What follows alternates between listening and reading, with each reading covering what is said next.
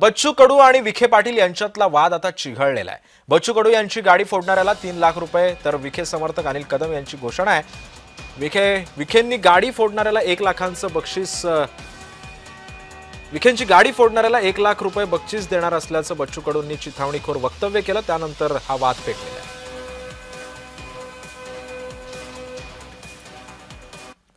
राधाकृष्ण विखे पाटील यांच्या वक्तव्यानंतर बच्चू कडू चांगलेच आक्रमक झालेत। राज्याचे कॅबिनेट मंत्री राधाकृष्ण विखे पाटील यांनी शेतकऱ्यांच्या कर्जमाफी संदर्भात एक वादग्रस्त वक्तव्य केलेलं होतं।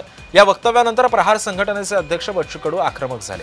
जो राधाकृष्ण विखे पाटील यांची गाडी फोडेल त्याला 1 लाख रुपयांचं बक्षीस दिलं जाईल अशी थेट घोषणा बच्चू कडू यांनी केली। यावर उत्तर देताना राधाकृष्ण विखे पाटील यांनी बच्चू कडूंना भेटून गैरसमज दूर करणार असल्याचं सुद्धा त्यांनी म्हटलंय। फडणवीस साहेब एका इकडे कर्जमाफीची घोषणा करतात, तारीख देतं आणि हे वाचाडवीर मंत्री महोदय सांगते का कर्जमाफी किती डाव द्यायची, काय करायचं, किती डाव लुटायचं तुम्ही त्याचं ठरलं नाही पाहिजे। अरे शुक्र माना लोक तुम्हाला मारत नाही।